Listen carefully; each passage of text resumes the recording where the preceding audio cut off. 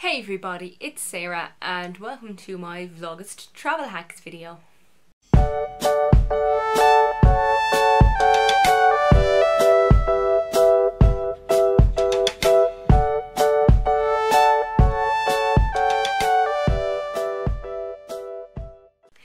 So yesterday you saw my packing hacks video where I showed you tips and tricks on how to pack for your holidays.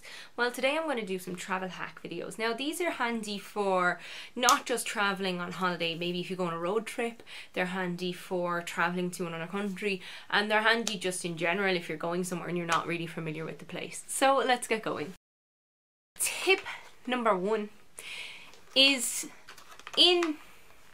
as you know, going through airport security, you can't actually bring liquids with you unless they're under a certain size. So that means really there's no point in trying to bring on water because, well, you're not going to have enough water in one of those tiny containers to keep you going for your flight. So a suggestion that has been made that I saw on the internet, and I think is quite clever, is to bring an empty bottle with you. If you bring an empty bottle with you, then all you need to do is find a water fountain and you can fill that up on the way. I bought this handy little one online. It's a collapsible water bottle, so as you can see, it's collapsible. You can actually fold it up on itself like so and get the clip, which you can clip it onto your bag with, and just in it goes. So you can throw it into your bag like that, and when you get to the other side of security you can actually open it up and fill her, and it's a sports cap, so that's handy. So there she is at full capacity. This one is actually a 16 ounce, so that's quite a lot of water that you can fill and bring with you, and you can fill it up as you go. Now if you're flying through Dublin Airport, there's a section you'll see they have airport water.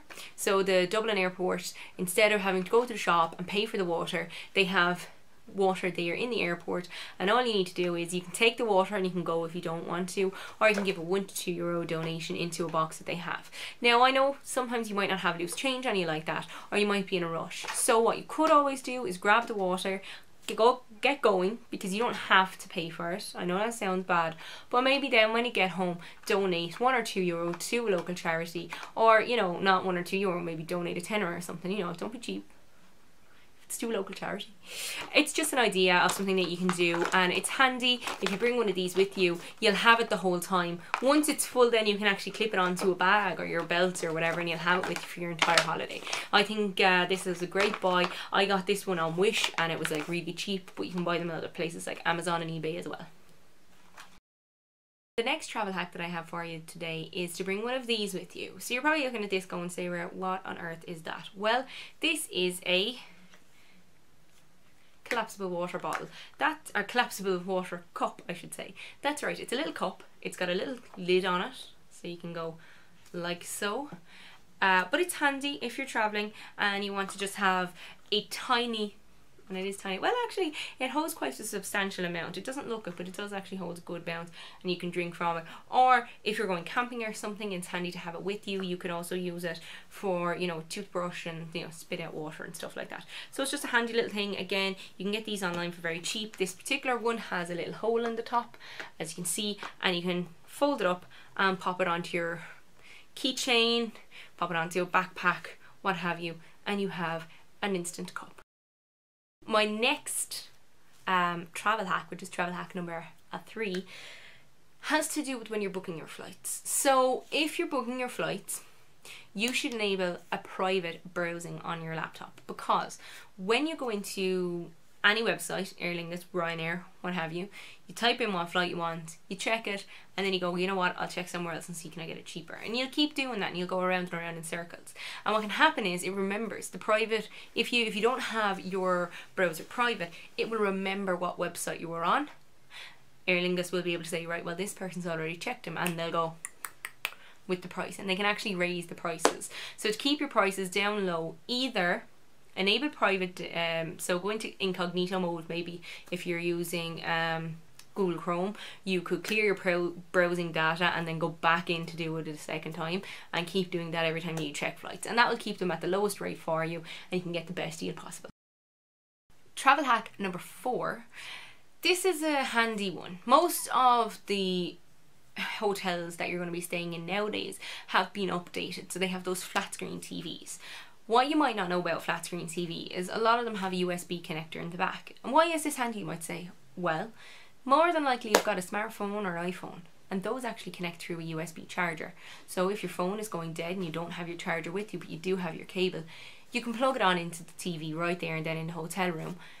If you don't have the cable with you, go on, ask reception. The likelihood is that somebody that stayed in the hotel previously has probably forgotten one and left it behind. And you can always say, is there any chance that you've got a, you know, an Android or an iPhone cable that I could take a loan of? And they'd probably be able to give you a loan of one during your stay.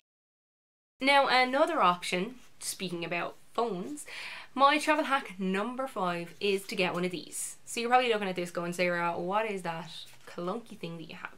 Well, this is a portable phone charger. It charges phones, tablets, iPads and Kindles, you name it. Anything that can be charged through a USB port, it can charge. It itself has a micro USB connection, so you pop in the micro USB connection and you plug it into the wall, into a USB charger or into a laptop or into a TV, and you can actually charge it. So this particular one is EC technology.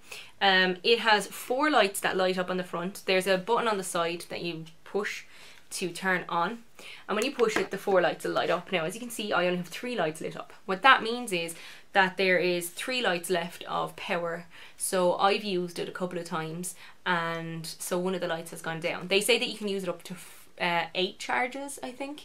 It's quite powerful. This particular one has capacity of 3.7 volts and it has 22,400 mAh. So I went for a quite powerful one because that's what I like. This particular one also has another function. So it has a button on the side, like I said, that you push and it shows you the lights. But if you double click it, a light comes on. And if you double click that, the light gets brighter. And if you double click it a 3rd time, it will actually flash SOS. S, so it goes S, O, S, and it will keep doing that. And then if you turn it off, you just double click it one more time and it's off. So I think this one's quite handy. I got this one on Amazon during their lightning deals on Prime Day, so I got a really good deal on it. It's kind of expensive to buy this one, so if you go on Amazon, you'll see it. It is not cheap, but it's well worth it. You can buy cheaper ones that don't have all these functions. That this one can charge 3 things at the one time. You can buy ones that are cheaper that might charge 1 thing at one time, that wouldn't have as many charges in them. So this one, they say, gives you up to 8 charges. Other ones might give you 2 or 3. So it's about your budget, but definitely invest in one. Travel hack number 6 has to do with one of these. So you're looking at me going, Sarah, well, you have a cereal container. This is a cereal container that I got in the €2 shop in Carrick in the Euro Joint. It smells toxic. Let me tell you, if I bought this for cereal, I would not be putting cereal in it. It's toxic plastic. You can smell it when you open it. I mean, if you had smell-o-vision, what would you call YouTube if you could smell off of it? I don't know. But you would be vomiting. So you might be saying, well, Sarah, if you got something so toxic, why did you buy it? Because you can open this up. You can put a plastic bag into it, and then you can close it back up again with the plastic bag sticking out, and voila, you have a dustbin for your car. So if you fill it up, then you just open it, put in your rubbish, close it up again, and there you go. So when you're traveling, this will work. This is, like I said, these aren't all travel hacks just for holidays. This is something that you can put in your car and always have it there, and you have a rubbish bin right there, and then you just open it, take out the bag, dump it and put in a new bag. And it's handy. Granted, this one needs to be aired out because it smells toxic, but it's handy to have. I think it was €2. You can get bigger ones again. I think this one was €2 inside an Euro Giant. So it's definitely something to invest in. You can buy little dustbins for your car, but this is a much cheaper alternative. Speaking of your car, travel hack number 7 also has to do with when you're traveling in your car, but this time it has to do with bringing a shower caddy. So a shower caddy is one of those things that you can put your shampoos and stuff into, hang it inside somewhere. It's not a shelf, it's like one of those cagey. I don't have one to show you, but you can hang it inside in the shower and keep all your goods together. Now you might be saying, well, Sarah, why would you need a shower caddy in the car?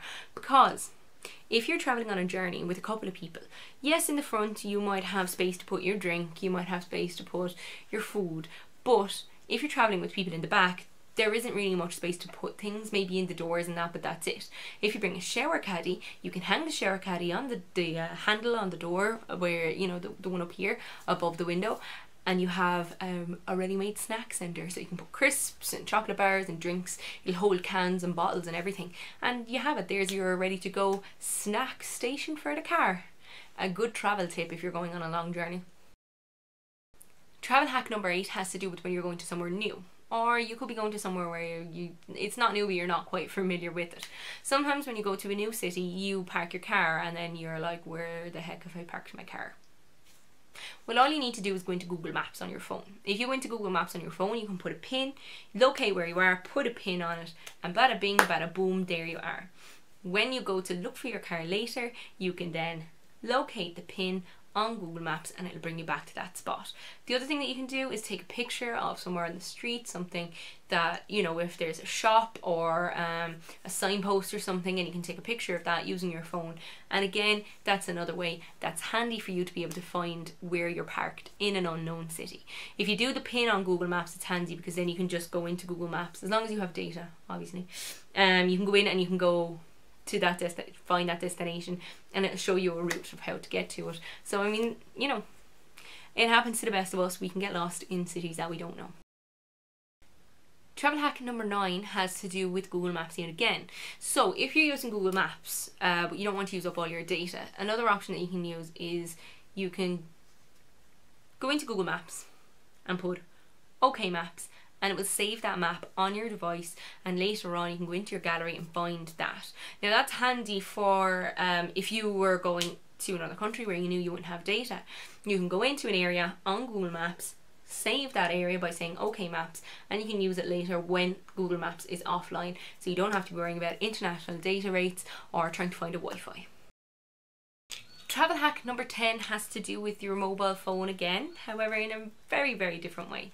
So if you're going to the beach, or if you're going to a theme park or a water park, you might be worried about your phone getting wet. Well, one option is to get a plastic bag that you can airtight seal and put your phone into it. Another option is to buy one of these.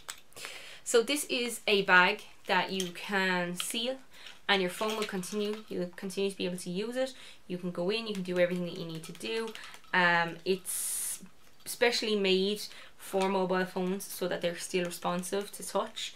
They'll still work. You can still go check everything. You can still take pictures if you want, but you don't have to worry about it getting sandy or mucky or wet, which is very important. This particular one came with a lanyard, but I actually have my own lanyard that I'm going to put onto it, and you can use it on the go.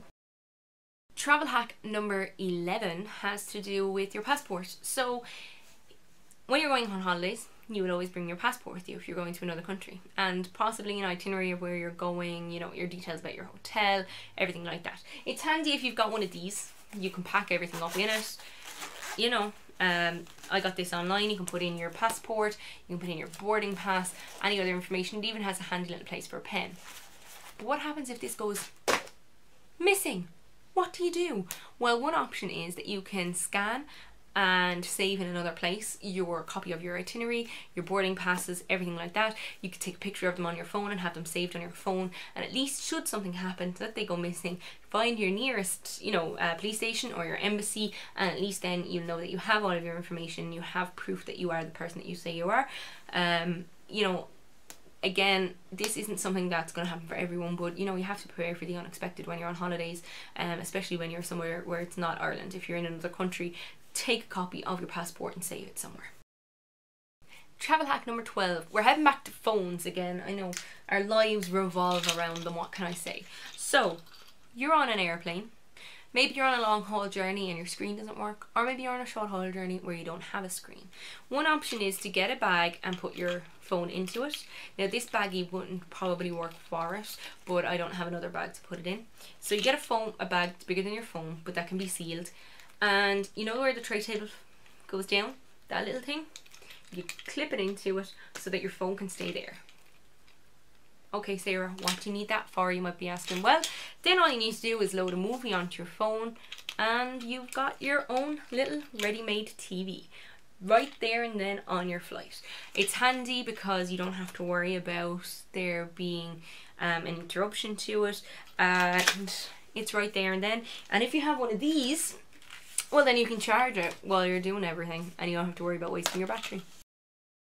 Travel hack number 13 has to do with your airline itself. So if you're wondering about your airline, you know, you're on your way to the airport and you're thinking, what if my flight is delayed? What number is my flight again? How will I know when I get to the airport what flight I'm looking for? Oh, what gate is it going from again? Oh, I can't remember.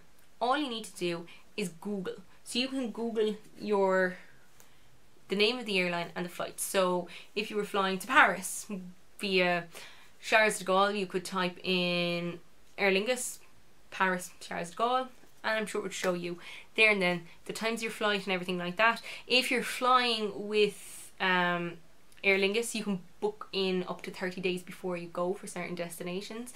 I know myself, I have Google for my email, and I got an email from them to confirm my booking, and they said you're traveling within the next 30 days, and it showed me my time that I'm my schedule and everything like that, my booking reference. On Google it gave it to me, it put it into my calendar so that it's there, and as well then from Aer Lingus I was able to pop onto their website 30 days ahead of time and book my outbound flight, so that was handy. Travel hack number 14 has to do with flights yet again. So when you're booking your flights, I've told you to use your browsing data in private, or to clear it, or use incognito mode or whatever. But another trick is to book midweek flights. Flights usually going from Tuesday and Thursdays are the cheapest ones that you can get during the week. You'll notice, especially weekends, Fridays and Mondays, they're very expensive due to the fact that on Fridays people are travelling maybe home for the weekend, and on Mondays they might be travelling back to wherever they're living or whatever, something like that. So definitely go for midweek flights. Monday to Thursdays are the cheapest ones that you can get in the week. I know it's not always possible for your destination or for the length of time that you're going for or whatever, but just try and book midweek flights, as they are the best deals that you can get. So here we are with the penultimate travel hack number 15. This one might sound kind of silly, but if you're going to be getting souvenirs for people, the best thing you can do is make a souvenir list before you go. So take a list of the people you're going to be buying souvenirs for and ideas of things to get them. So for your mother, you might want to buy her a fridge magnet. For your dad, you might want to buy him a glass, with beer glass or something like that. Just make a list of a list of souvenirs and the people that you want to buy souvenirs for while you're travelling. That way you have it scheduled ahead of time and you don't have to be worrying about wandering around shops aimlessly going, what will I buy for someone? Who will I get for this person? What will I get for that person? It's there, it's done, bada bing, bada boom. And finally, travel hack number 16. So as you know, when you're in the air, things kind of taste funny. So if you're eating food, it doesn't taste as good in the air as it does on the ground, because your taste buds are all messed up. So this is apparently a good thing to do. Order tomato juice while you're on the plane, and it'll taste much nicer up there than it does down here, and it's good for you. It'll keep you refreshed, it'll keep you awake, it's got plenty of vitamins and everything like that. So it's just a handy tip to order tomato juice while on the plane, rather than getting something like apple juice or, you know, orange juice. The tomato juice apparently has a much better flavour in the sky in your taste buds. Let me know if you do try that one. I'm kind of afraid to do it. I don't know, do they do tomato sauce? I nearly said, I don't know if they do tomato juice on Aer Lingus flights. I'm going to find out though, so I will let you know if I try it. But that's it for my travel hacks video today. I hope that you enjoyed my travel hacks video today and my packing hacks video yesterday. Please give this video a thumbs up. Please share it with people that you think would be interested in having some of these travel hacks. Let me know if you tried them yourself, and let me know if you've got any of your own. Bye!